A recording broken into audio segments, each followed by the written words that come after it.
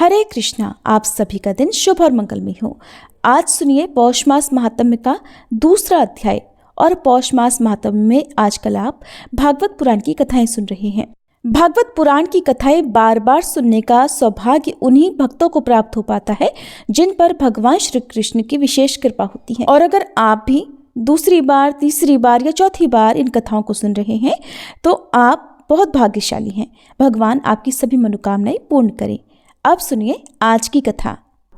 देवर्षि नारद कहते हैं, अब मैं भक्ति, ज्ञान और वैराग्य को स्थापित करने के लिए प्रयत्न पूर्वक श्री सुखदेव जी कहे अनुसार भागवत शास्त्र को कथा के द्वारा उज्जवल ज्ञान यज्ञ करूंगा। यह यज्ञ मुझे कहाँ करना चाहिए? आप इसके लिए कोई स्थान बता दीजिए। आप सभी तो वेद के परागामी हैं, इसलिए मुझे इस सुख शास्त्र की महिमा सुनाइए। कृपया यह भी बताइए कि श्रीमद् भागवत की कथा कितने दिनों में सुनानी चाहिए और उसके सुनने की विधि क्या है। तब सनकादि कहने लगे, हे देवर्षि नारद, आप बड़े विनीत और विवेकी हैं। सुनिए, हम आपको ये सब बातें बताते हैं। हरिद्वार के पास आनंद नाम का एक घाट है। वहाँ अनेकों ऋषि रहते हैं और देवता तथा सिद्ध लोग भी उनका सेवन करते रहते हैं। तरह तरह के वृक्ष और लताओं के कारण वह जगह बड़ी सघन है और वहाँ बड़ी बड़ी कोमल नवीन बालू बिछी हुई है। वह घाट बड़ा ही सुरम्य और एकांत प्रदेश में है। वहाँ हर समय सुनहले कमलों वाली सुगंध आया करती है। उसके आसपास रहने वाले सिंह, हाथी आदि परस्पर विरोधी जीवों के हृदय में भी बैर भाव नहीं है। वहाँ आप बिना किसी विशेष प्रयत्न के ही ज्ञान यज्ञ प्रारंभ कर दीजिए। उस स्थान पर कथा में अपूर्व रस का उदय होगा। भक्ति भी अपनी आंखों के सामने ही निर्बल और जराजीर्ण अवस्था में पड़े हुए अपने पुत्रों ज्ञान और वैराग्य को अपने साथ लेकर वहां आ जाएगी। क्योंकि जहां भी श्रीमद् भागवत की कथा होती है वहां ये भक्ति आदि अपने आप पहुंच जाते हैं। वहां कानों में कथा के शब्द पड़ने से ये तीनों अवश्य तरुण हो जाएंगे। इस प्रकार श्री सूत जी महाराज कहते हैं कि ऐसा कहकर देवर्षि नारद जी के साथ सनकादि भी श्रीमद् भागवत कथा अमृत का पान करने के लिए वहां से तुरंत गंगा नदी के तट पर चले आए। जिस समय वे तट पर पहुंचे, भूलोक, देवलोक और ब्रह्मलोक, इन सभी जगह पर इस कथा का गुणगान किया जा रहा था। जो भगवत कथा के रसिक विष्णु भक्त थे वे सभी श्रीमद् भागवत अमृत का पान करने के लिए सबसे आगे दौड़ दौड़ कर आने लगे। भृगु, वशिष्ठ, च्यवन, गौतम, मेघातिथि, देवल, देवरात, परशुराम, विश्वामित्र, शाकल, मार्कंडेय, दत्तात्रेय, पिपलाद, योगेश्वर, व्यास और पराशर, छायाशुक और जाजली आदि सभी प्रधान मुनिगण अपने अपने पुत्र, शिष्य और स्त्रियों समेत बड़े प्रेम से वहां उपस्थित हो गए। इनके सिवा वेद, वेदांत, उपनिषद, सभी पुराण और शास्त्र भी मूर्तिमान होकर वहां पर उपस्थित हो गए। गंगा आदि नदियां, पुष्कर आदि सरोवर, कुरुक्षेत्र आदि समस्त क्षेत्र, सारी दिशाएं, दंडक आदि वन, हिमालय आदि पर्वत तथा देव, गंधर्व और दानव आदि सभी श्रीमद् भागवत कथा सुनने के लिए चले आए थे। जो लोग अपने गौरव के कारण नहीं आए, महर्षि भृगु उन्हें समझा बुझाकर वहां पर ले आए। तब कथा सुनाने के लिए दीक्षित होकर श्री कृष्ण परायण सनकादि नारद जी के दिए हुए श्रेष्ठ आसन पर विराजमान हुए। उस समय सभी श्रोताओं ने उनकी वंदना की। श्रोताओं में वैष्णव, विरक्त, सन्यासी और ब्रह्मचारी लोग आगे बैठे और उन सबके आगे बैठे देवर्षि नारद। एक ओर ऋषिगण, एक ओर देवता, एक ओर वेद और उपनिषद तथा एक ओर तीर्थ बैठे और दूसरी ओर समस्त स्त्रियां बैठी।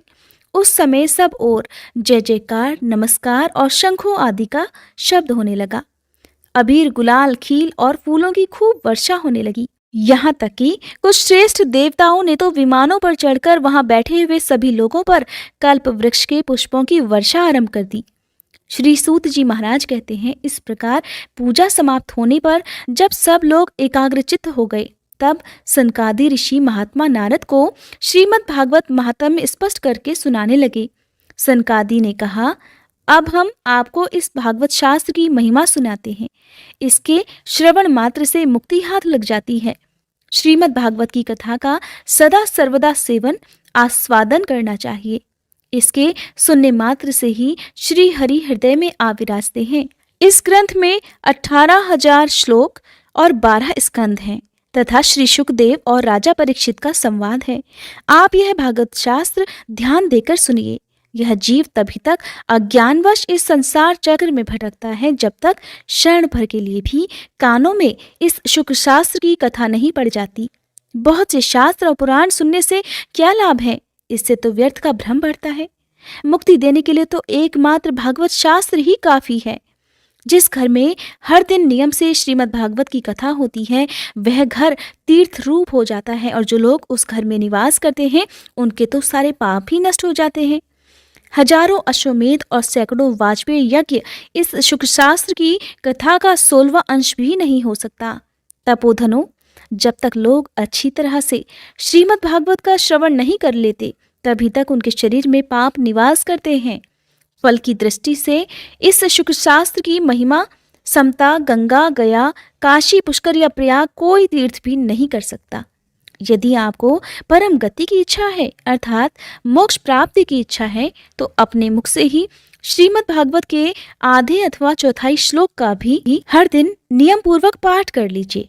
ओंकार, गायत्री पुरुष सूक्त, तीनों वेद, श्रीमद् भागवत, ओम नमो भगवते वासुदेवाय, यह द्वादक्षर मंत्र 12 मूर्तियों वाले सूर्य भगवान, प्रयाग, संवत्सर रूप, काल, ब्राह्मण, अग्निहोत्र, गौ, द्वादशी तिथि, तुलसी, वसंत ऋतु और भगवान पुरुषोत्तम, इन सब में बुद्धिमान लोग वस्तुतः कोई अंतर नहीं मानते। जो पुरुष अहर्निश अर्थ सहित श्रीमद् भागवत शास्त्र का पाठ करता है उसके तो करोड़ों जन्मों के पाप नष्ट हो जाते हैं और इस बात में बिल्कुल भी संदेह नहीं।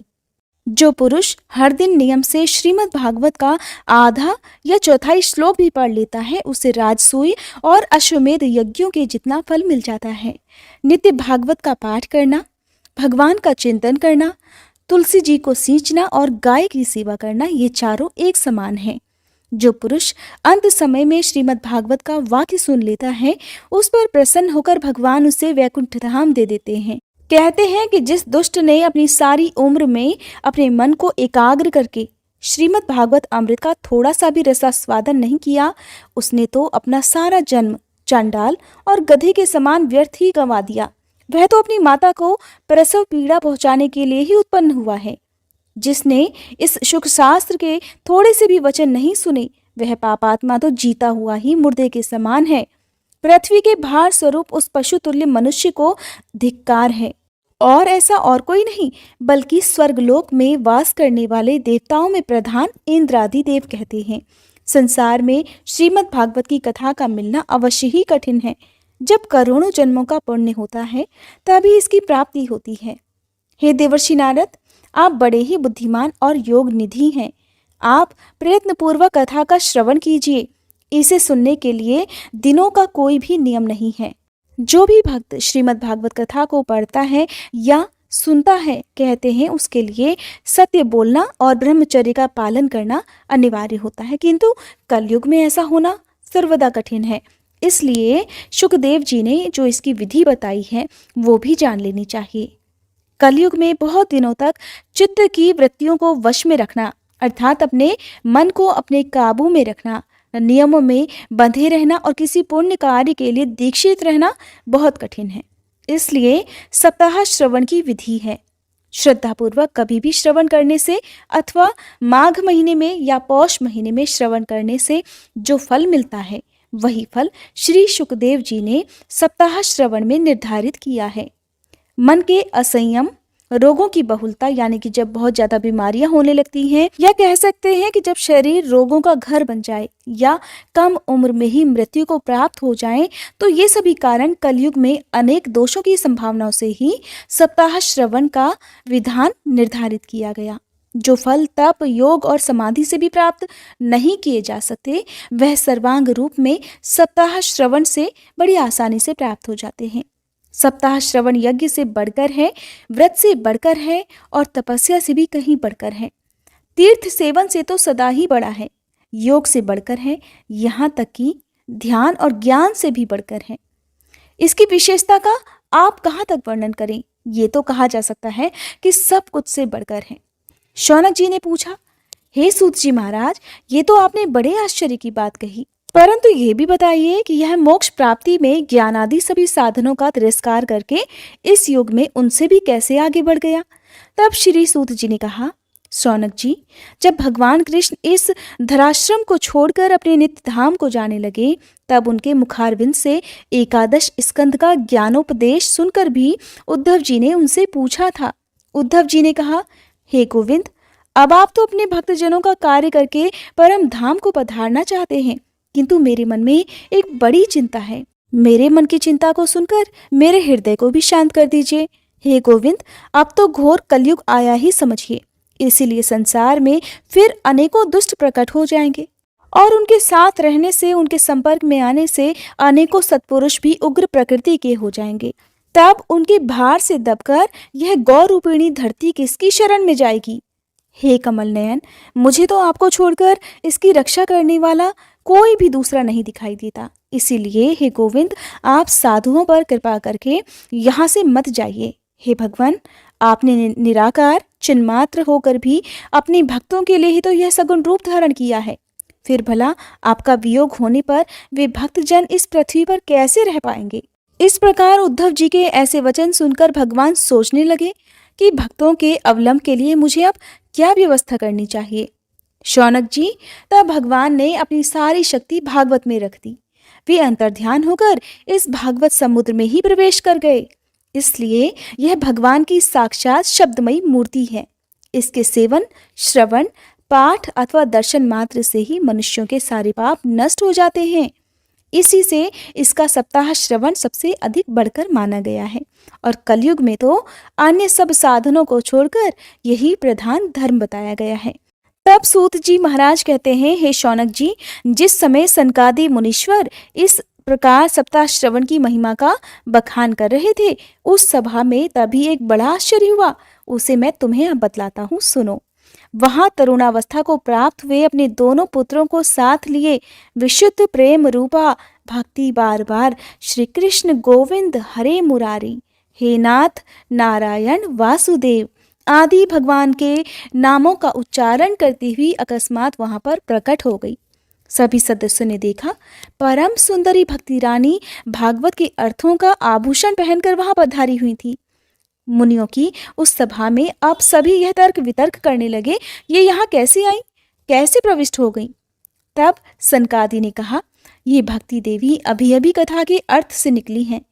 उनके ये वचन सुनकर भक्ति ने अपने पुत्रों समेत अत्यंत विनम्र होकर सनत कुमार जी से कहा, मैं कलयुग में एकदम नष्ट प्राय हो गई थी।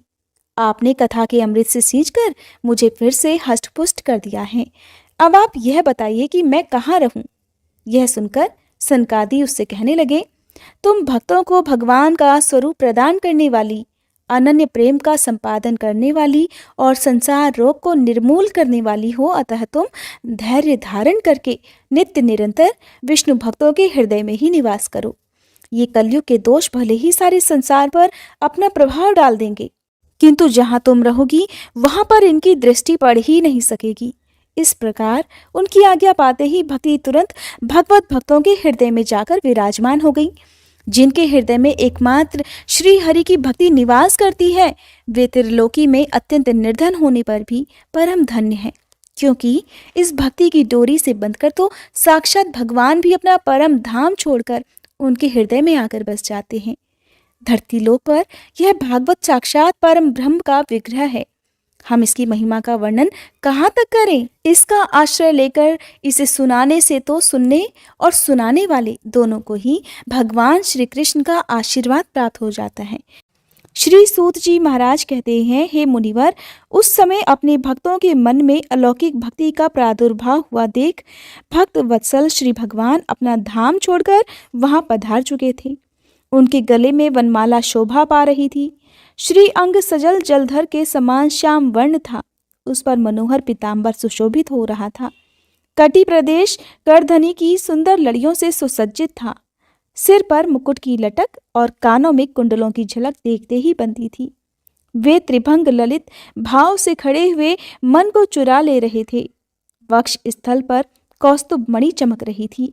सारा श्रीअंग हरिचंदन से चर्चित था। उस रूप की शोभा के बारे में अब क्या कहें। उनके उस रूप ने तो मानो करोड़ों कामदेवों की रूप माधुरी ही छीन ली थी। भगवान के नित्य लोक निवासी लीला परिकर उद्धव आदि वहां गुप्त रूप से उस कथा को सुनने के लिए आए हुए थे। प्रभु के प्रकट होते ही चारों ओर जय हो की ध्वनि गूंजने लगी। उस समय भक्ति रस का अद्भुत प्रवाह चलने लगा। बार बार अबीर गुलाल और पुष्पों की वर्षा और शंख ध्वनि होने लगी। उस सभा में जो लोग बैठे हुए थे उन्हें अपने देह गेह और आत्मा तक की सुधि नहीं रही। उनकी ऐसी तन्मयता देखकर देवर्षि नारद कहने लगे, नारायण नारायण। हे मुनीश्वरगण, आज सप्ताह श्रवण की मैंने यह बड़ी ही अलौकिक महिमा देखी है। यहाँ तो जो बड़े बड़े मूर्ख दुष्ट और पशु पक्षी आदि भी हैं, वे सभी अत्यंत निष्पाप हो गए हैं। अतः इसमें कोई संदेह नहीं कि कलयुग में मन की शुद्धि के लिए इस भागवत कथा के समान मृत्युलोक में पाप का नाश करने वाला कोई दूसरा पवित्र साधन नहीं हो सकता। हे मुनिवर, आप लोग तो बड़े दयालु हैं और आप सभी ने तो संसार के कल्याण का विचार करके यह बिल्कुल ही निराला मार्ग निकाल दिया है। हे मुनिगण, अब कृपया यह तो बताइए कि इस कथा रूप सप्ताह यज्ञ के द्वारा संसार में कौन कौन से लोग भी पवित्र हो सकते हैं। तब सनकादि ऋषि ने कहा, हे नारद मुनि, जो लोग सदा तरह तरह के पाप किया करते हैं, निरंतर दुराचार में ही तत्पर रहते हैं और उल्टे मार्ग पर चलते हैं, तथा वो जो क्रोधाग्नि से जलते रहने वाले होते हैं, ऐसे लोग जो कुटिल और काम परायण हैं, वे सभी इस कलयुग में सप्ताह यज्ञ से पवित्र हो जाते हैं। यहाँ तक कि हे देवर्षि, झूठ बोलने वाले, अपने माता पिता की निंदा करने वाले, तृष्णा के मारे व्याकुल, आश्रम धर्म से रहित, दंभी, दूसरों की उन्नति देखकर कुढ़ने वाले और दूसरों को सदा दुख देने वाले हैं, वे भी कलयुग में सप्ताह यज्ञ से ही पवित्र हो जाते हैं। जो मदिरापान, ब्रह्महत्या, सोने की चोरी, गुरु स्त्री गमन और विश्वासघात, ये 5 महापाप करने वाले, छल छद्म परायण, क्रूर, पिशाच के समान निर्दयी, ब्राह्मणों के धन से पुष्ट होने वाले और व्यभिचारी हैं, वे भी कलयुग में सप्ताह यज्ञ से पवित्र हो जाते हैं। जो दुष्ट आग्रह पूर्वक सर्वदा मन, वाणी और शरीर से पाप करते रहते हैं, दूसरों के धन से ही अपना भरण पोषण करते हैं तथा मलिन मन और दुष्ट हृदय वाले हैं, वे भी कलयुग में सप्ताह यज्ञ से पवित्र हो जाते हैं। हे देवर्षि, अब हम तुम्हें इस विषय में एक प्राचीन इतिहास सुनाते हैं। उसके सुनने मात्र से ही सब पाप नष्ट हो जाते हैं। हे नारद मुनि, पूर्व काल में तुंगभद्र नदी के तट पर एक अनुपम नगर बसा हुआ था। वहां पर सभी वर्णों के धर्म के लोग अपने अपने धर्म का आचरण करते हुए सत्य और सत्कर्मों में तत्पर रहते थे।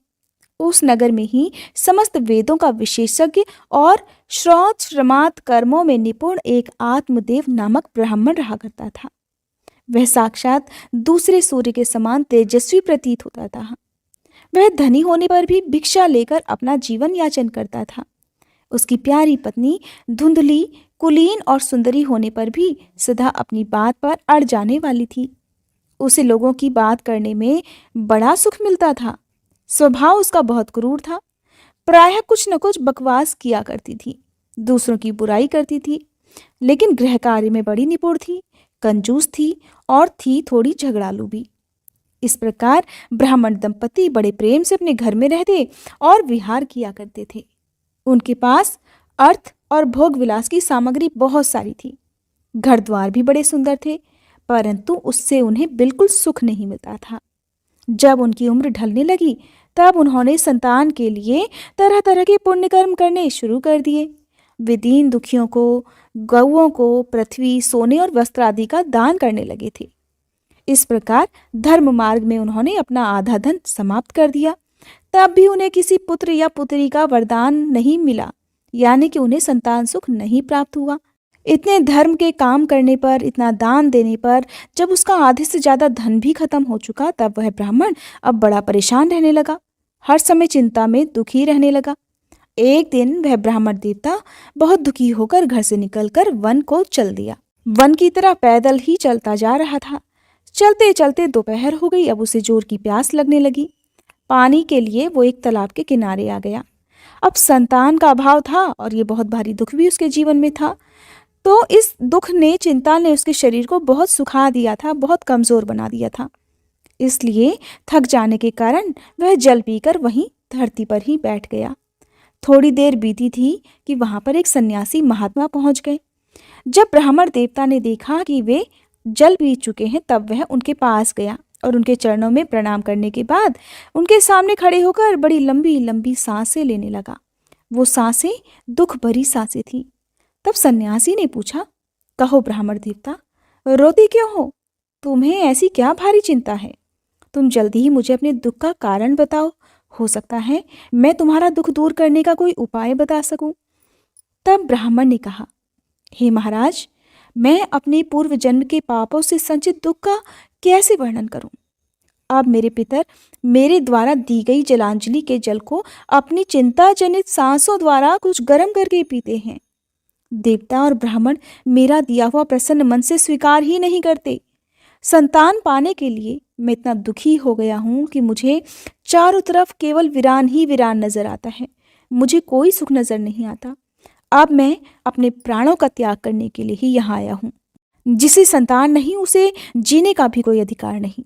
संतानहीन घर को भी धिक्कार है, संतानहीन धन को भी धिक्कार है, और संतानहीन कुल को भी धिक्कार है। मैं जिस गाय को पालता हूँ वो भी हमेशा बांझ ही हो जाती है। मैं जो पेड़ लगाता हूँ उस पर भी कोई फल फूल नहीं लगता।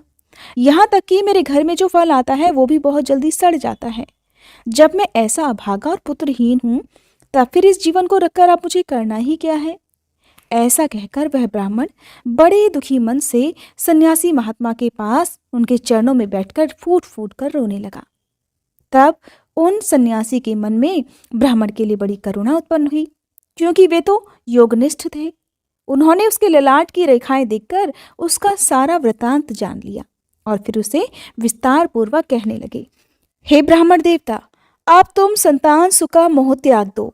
कर्म की गति सबसे प्रबल होती है, इसलिए अब तुम विवेक का सहारा लेकर संसार की वासना भी छोड़ दो। हे ब्राह्मण सुनो, मैंने इस समय तुम्हारा दुख देखकर निश्चय किया है कि 7 जन्म तक तुम्हारी कोई भी संतान किसी भी प्रकार नहीं हो सकती। पूर्व काल में राजा सगर और अंग को संतान के कारण ही दुख भोगना पड़ा था। हे ब्राह्मण, अब तुम भी अपने परिवार को आगे बढ़ाने की आशा छोड़ दो। संन्यास में ही सब प्रकार का अब तुम्हें सुख प्राप्त हो सकता है। तब सन्यासी की बात सुनकर ब्राह्मण ने कहा, हे महात्मा जी, विवेक से मेरा क्या होगा? अब तो आप मुझे किसी भी प्रकार पुत्र दीजिए, नहीं तो मैं आपके सामने ही शोक मूर्छित होकर अब अपने प्राणों का त्याग करता हूँ। जिसमें स्त्री और पुत्र आदि का सुख ही ना हो, ऐसा संन्यास तो सर्वथा नीरस ही है। लोक में सरस तो पुत्र पौत्र आदि से भरा पूरा गृहस्थ आश्रम ही होता है। ब्राह्मण का ऐसा आग्रह देखकर उन तपोधन ने कहा, विधाता के लेख को मिटाने का हठ करने से राजा चित्रकेतु को भी बड़ा भारी कष्ट उठाना पड़ा था। हे ब्राह्मण, इसलिए देव जिसके उद्योग को कुचल देता है, उस पुरुष के समान तुम्हें भी पुत्र से सुख नहीं मिल पाएगा। अब तुमने तो बड़ी भारी जिद पकड़ रखी है कि चाहे कुछ भी हो जाए तुम्हें पुत्र चाहिए ही चाहिए। अब इस समय तुम मेरे सामने याचक के रूप में खड़े हुए हो, तो ऐसी दशा में अब मैं तुमसे क्या कहूँ? जब महात्मा जी ने देखा कि ये किसी भी प्रकार अपना आग्रह नहीं छोड़ने वाला, तब उन्होंने उस ब्राह्मण को एक फल देकर कहा, हे ब्राह्मण देवता, अगर तुम अपनी जिद नहीं छोड़ना चाहते तो ये लो, मैं तुम्हें एक फल दे रहा हूँ। इस फल को तुम अपनी पत्नी को खिला देना, इससे उसके एक पुत्र होगा। तुम्हारी स्त्री को 1 साल तक सत्य, शौच, दया, दान और एक समय एक ही अन्न खाने का नियम रखना होगा। अगर तुम्हारी पत्नी इन नियमों का पालन कर सकेगी तो तुम्हारे घर जन्म लेने वाला बालक बहुत ही शुद्ध स्वभाव वाला होगा। ऐसा कहकर वे महात्मा जी वहां से चले गए और ब्राह्मण अपने घर लौट आया। घर पहुंचकर ब्राह्मण ने वह फल अपनी पत्नी के हाथ में दे दिया और खुद वहां से कहीं चला गया। अब उसकी पत्नी तो बहुत कुटिल स्वभाव की थी।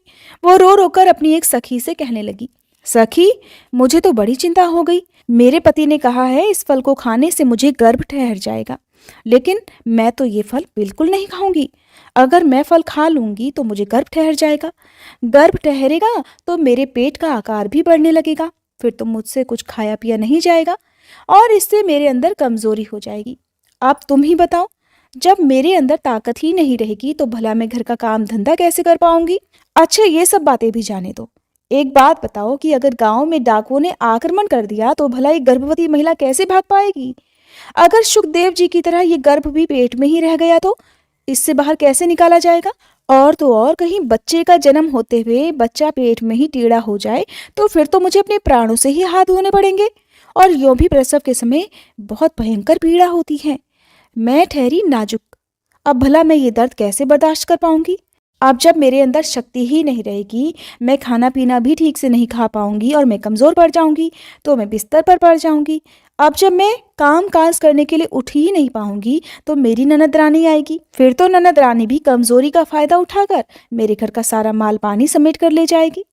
अब भला एक बात बताओ, मुझसे तो सत्य शौचादि नियमों का पालन होना भी बड़ा कठिन मालूम पड़ता है। कहते हैं जो स्त्री बच्चे को जन्म देती है उसे उस बच्चे के लालन पालन में भी बड़ा भारी कष्ट होता है। हे सखी, मेरे विचार से तो बांझ या विधवा स्त्रियां ही सबसे ज्यादा सुखी रहती हैं। मन में ऐसे ही तरह तरह के कुतर्क कुविचार उठने से उस स्त्री ने वह फल ही नहीं खाया। वापस आकर जब उसके पति ने यानी कि ब्राह्मण ने पूछा कि तुमने फल खा लिया, तब ब्राह्मण की पत्नी ने बड़ी चालाकी से उत्तर दिया, हाँ खा लिया। एक दिन उसकी बहन अपने आप ही उसके घर आ गई। तब उसने अपनी बहन को सारी बात सुना दी और कहने लगी कि मेरे मन में इस बात की बड़ी चिंता है। अब मैं इस दुख के कारण दिन प्रतिदिन दुबली होती जा रही हूँ। बहन, अब तुम ही बताओ मैं क्या करूं। तब बहन ने कहा, बहन मेरे पेट में बच्चा है। एक काम करेंगे कि प्रसव होने पर वह बालक मैं तुम्हें दे दूंगी। तब तक तुम अपने घर में झूठ मूठ का गर्भवती होने का स्वांग रचना और बड़े सुख से रहना। तुम मेरे पति को थोड़ा धन दे देना तो वो तुम्हें अपना बालक दे देंगे। हम दोनों ऐसा उपाय कर लेंगे कि जिसमें सब लोग यही कहें कि इसका बालक तो 6 महीने का होकर ही मर गया। यानी कि मैं अपने घर पर कह दूंगी कि मेरा बालक तो 6 महीने का होकर ही मर गया और मैं रोज तुम्हारे घर आकर उस बच्चे का पालन पोषण भी कर दिया करूंगी। तब तक तुम एक काम करो, तुम्हारे पति ने जो तुम्हें फल लाकर दिया है, अब पता नहीं उस फल में कितनी सच्चाई है। तुम इस फल की जांच करने के लिए ये फल गाय को खिला दो। अब ब्राह्मण की पत्नी ने अपनी बहन के अनुसार ठीक वैसा ही किया जैसा उसने कहा था।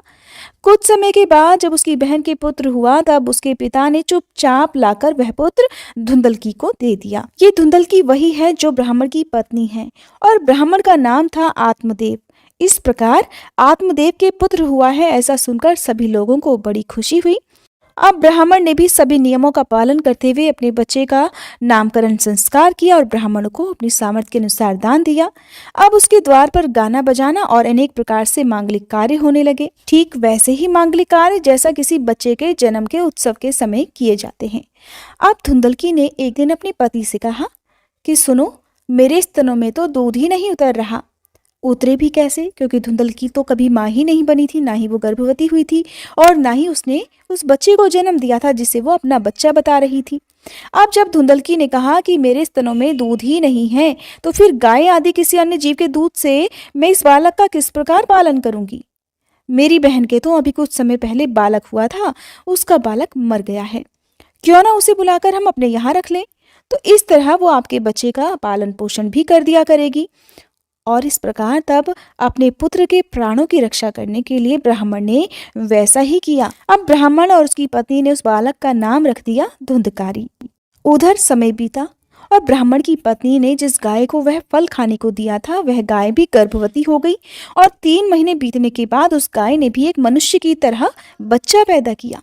यानी कि जो बच्चा पैदा हुआ वो बिल्कुल सुंदर दिखता था, दिव्य निर्मल और सोने की कांति वाला बच्चा था, बिल्कुल मनुष्य के बच्चे की तरह दिख रहा था। उसे देखकर ब्राह्मण देवता को बड़ा आनंद हुआ। इस खुशी में ब्राह्मण ने गाय के बच्चे की देखरेख भी खुद ही की और यहाँ तक कि उसके सारे संस्कार भी खुद ही किए। अब जब ये समाचार गांव के लोगों को मिला तो गांव के लोग भी बड़े हैरान हुए और सभी उस बालक को देखने के लिए वहां आने लगे। सभी आपस में एक दूसरे से कहने लगे कि देखो भाई, इस आत्मदेव का कैसा भाग्योदय हुआ है और कितने आश्चर्य की बात है कि गाय भी ऐसा दिव्य रूप बालक उत्पन्न कर सकती है। दैव योग से इस गुप्त रहस्य का किसी को भी पता नहीं चल पाया। गाय ने जिस बालक को जन्म दिया था उस बालक के गाय की तरह बड़े बड़े और लंबे लंबे कान थे, जिस कारण ब्राह्मण ने उसका नाम रख दिया गोकर्ण। अब कुछ समय बीता तो वो दोनों बालक जवान हो गए। उनमें गोकर्ण तो बड़ा भारी पंडित और ज्ञानी हुआ, किंतु धुंधकारी बहुत ही दुष्ट निकला। धुंधकारी के अंदर ना तो ब्राह्मणों जैसे कोई गुण थे और न ही वो खान पान का कोई परहेज करता था, यानी कि वो मांसाहार भी कर लिया करता था। और क्रोध तो उसमें कूट कूट कर भरा हुआ था, बात बात पर क्रोध करता, यहाँ तक कि बुरी बुरी वस्तुओं का संग्रह भी करने लगा। मुर्दे के हाथ से छुआया हुआ अन्न भी वो खुद खा जाता। दूसरों के घर चोरी करना, सब लोगों से झगड़ा करना उसका स्वभाव बन गया था। छुप छुप कर कभी कभी तो वो दूसरों के घर में आग भी लगा दिया करता था, और दूसरों के बालकों को खिलाने के लिए वो उनको गोद में लेता और उन्हें एकदम से कुएं में डाल देता। अब इस तरह से उसके अंदर कूट कूट कर हिंसा भी भरने लगी। सब लोग उससे डरने लगे। हर समय वो अब अस्त्र शस्त्र धारण किए रहता और बेचारे अंधे और दीन दुखियों को बेवजह वो तंग करने लगा था। चांडालों से उसे बहुत प्रेम था। बस हाथ में फंदा लिए कुत्तों की टोली के साथ शिकारी की टोह में घूमता रहता। यहाँ तक कि वेश्याओं के जाल में फंसकर उसने अपने पिता की सारी संपत्ति तक नष्ट कर डाली। और फिर एक दिन ऐसा भी आया जब धुंधकारी ने अपने माता पिता को मार पीट कर घर के सारे बर्तन भांडे उठा लिए। इस प्रकार जब सारी संपत्ति स्वाहा हो गई, सारी संपत्ति खत्म हो गई, तब उसका कंजूस पिता फूट फूट कर रोने लगा और कहने लगा, इससे तो इसकी माँ का बांझ रहना ही अच्छा था। जिसका पुत्र ही कुपुत्र हो उसका तो जीवन ही नरक से बदतर होता है। अब मैं कहाँ रहूं, कहाँ जाऊं, और मेरे इस संकट को कौन काटेगा। हाय, मेरे ऊपर तो बड़ी भारी विपत्ति आ पड़ी है। इस दुख के कारण अवश्य एक दिन मुझे अपने प्राण भी त्यागने पड़ेंगे। उसी समय परम ज्ञानी गोकर्ण जी वहां आए और उन्होंने अपने पिता को वैराग्य का उपदेश देते हुए बहुत समझाया। गोकर्ण कहने लगे, हे पिताजी, यह संसार असार है, यह अत्यंत दुखरूप और मोह में डालने वाला है। पुत्र किसका, धन किसका, स्नेहवान पुरुष अब रात दिन दीपक के समान जलता रहता है। हे पिताजी, इस नश्वर संसार में तो कोई सुखी हो ही नहीं सकता। यहाँ तक कि सुख ना तो देवराज इंद्र को है और न चक्रवर्ती राजा को। अगर सुख है तो केवल विरक्ति, एकांत जीवी मुनि को। ये मेरा पुत्र है, इस अज्ञान को छोड़ दीजिए। मोह से नरक की प्राप्ति होती है। ये शरीर तो नष्ट होगा ही, इसीलिए सब कुछ छोड़कर वन में चले जाइए। गोकर्ण के वचन सुनकर ब्राह्मण जो थे वो वन में जाने के लिए तैयार हो गए। वन को जाने से पहले गोकर्ण से कहने लगे, बेटा, वन में रहकर मुझे क्या करना चाहिए ये मुझसे विस्तार पूर्वक कहो। मैं तो बड़ा भारी मूर्ख निकला। अब तक कर्मवश मैं पुत्र मोह में बंधा हुआ था और इस घर रूप अंधेरे कुएं में ही पड़ा रहा हूँ। पुत्र, तुम तो बड़े दयालु हो, इससे मेरा उद्धार करो। तब गोकर्ण ने कहा, पिताजी, ये शरीर हड्डी मांस और रक्त का पिंड है, इसे आप मैं मानना छोड़ दीजिए। स्त्री पुरुष आदि को अपना कभी मत मानिए। यहाँ तक कि इस संसार को रात दिन क्षण भंगुर देखिए। इसकी किसी भी वस्तु को स्थायी समझकर उसके प्रति मोह न उत्पन्न करें। बस एकमात्र वैराग्य रस के रसिक होकर भगवान की भक्ति में लगे रहें। भगवत जन ही सबसे बड़ा धर्म है। हर समय उसी का आश्रय लेकर रहें। अन्य सब प्रकार के लौकिक धर्मों से सदा के लिए मुख मोड़ लीजिए। सदा साधु जनों की सेवा करिए। भोगों की लालसा को अपने पास मत फटकने देना और जल्द से जल्द दूसरों के गुण और दोषों का विचार करना छोड़कर एकमात्र सच्चे मन से भगवान की सेवा और भगवान की कथाओं के रस का ही पान करना। इस प्रकार गोकर्ण की वाणी से प्रभावित होकर ब्राह्मण ने अपना घर छोड़ दिया और वन की यात्रा प्रारंभ कर दी। हालांकि उस समय उनकी आयु लगभग 60 वर्ष की हो चुकी थी, फिर भी बुद्धि में वे पूरी तरह से दृढ़ थे। अब वन में पहुंचकर उन्होंने रात दिन भगवान की भक्ति पूजा करना प्रारंभ कर दिया। सारे नियमों का पालन करते हुए अब वे भगवान की ही भक्ति में लीन रहते। हरे कृष्णा। आज के अध्याय में बस इतना ही। इसके आगे की कथा आप सभी आने वाले अध्याय में जरूर सुनिएगा।